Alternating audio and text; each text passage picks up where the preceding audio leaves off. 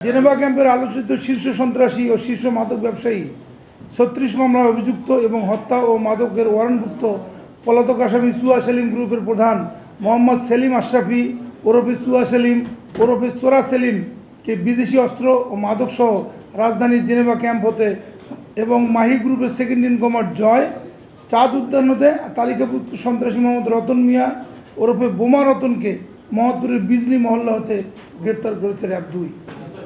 Minister মাথা ঠান্ডা offer, মাসিক কিস্তিতে ১.৫ টন এসি মাত্র ৩,৯৯৯ টাকা ও ২ টন এসি ৪,৯৯৯ টাকায় পাওয়া যাচ্ছে মিনিস্টার শোরুমে। গত ২০ আগস্ট ২০২৬ তারিখ র্যাবের নিজস্ব গোয়েন্দা তথ্যের ভিত্তিতে র্যাব ২ জানতে পারে যে জেনেভা ক্যাম্পের একটি গোপন স্থানে শীর্ষ সন্ত্রাসী ও মাদক ব্যবসায়ী চুয়া সেলিম অবস্থান করছে।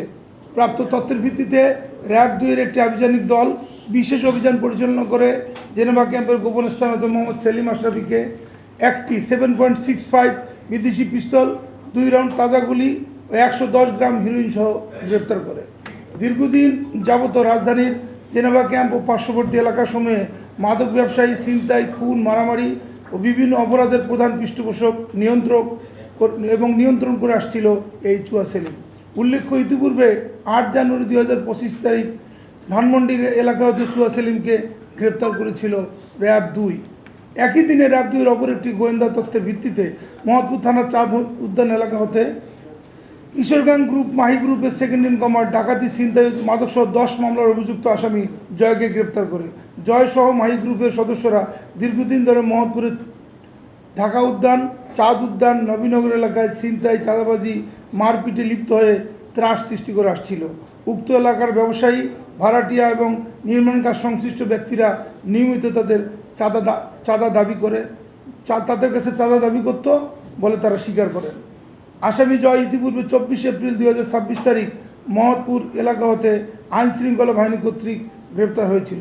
ওই একই দিনে র্যাব ২ এর অপর একটি আভিযানিক দল গোয়েন্দা তথ্যের ভিত্তিতে মোহাম্মদপুর থানাধীন বিজলি মহল্লা এলাকায় অভিযান চালিয়ে আইন শৃঙ্খলা বাহিনীর তালিকাভুক্ত অপরাধী ও দস্যুতা, ডাকাতি, ছিনতাই, অস্ত্রসহ ২০ মামলার আসামি মোহাম্মদ রতন ওরফে বোমা রতনকে গ্রেপ্তার করে।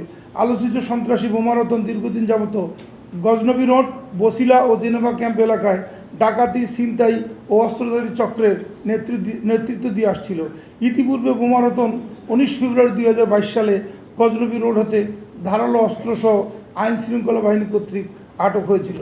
জব্দকৃত আলামত এবং গ্রেপ্তারকৃত আসামিদের বিরুদ্ধে পরবর্তী আইনানুগ ব্যবস্থা প্রক্রিয়াধীন রয়েছে। আসামিদের নিকট হতে প্রাপ্ত তথ্যের ভিত্তিতে তাদের অন্যান্য সহযোগীদের গ্রেপ্তার অভিযান অব্যাহত রয়েছে। গ্রেপ্তারকৃত আসামিদের পিসিপিএ যাচাই করে জানা যায়, আসামি চুয়া সেলিমের নামে ডিএমপির মোহনপুর থানার হত্যা চেষ্টা ও খুনের ৬০টি, মাদকদ্রব্য আইনে নিয়ন্ত্রণ আইনে ১৪টি, বিশেষ ক্ষমতা আইনে ১৩টি, বিস্ফোরক আইনে ১টি এবং দাঙ্গা, সরকারি কাজে বাধা দেওয়া 1টি মামলাসহ মোট ৩৬টি মামলা হয়েছে। আজকে একটি অস্ত্র মামলা এবং একটি মাদক মামলা তার বিরুদ্ধে রুজু হওয়া প্রক্রিয়াধীন রয়েছে। আসামি জয়ের নামে ডিএমপির মোহাম্মদপুর থানায় দস্যুতা, ডাকাতির উদ্যোগ, হত্যা চেষ্টা, ভয়ভীতি প্রদর্শনের 5টি, মাদকদ্রব্য নিয়ন্ত্রণ আইনে 3টি, আদালত থানায় ডাকাতির উদ্যোগ গ্রহণের 1টি এবং নারায়ণগঞ্জ জেলার সিদ্ধিরগঞ্জ থানায় নারী ও শিশু নির্যাতন দমনে 1টি মামলা রয়েছে।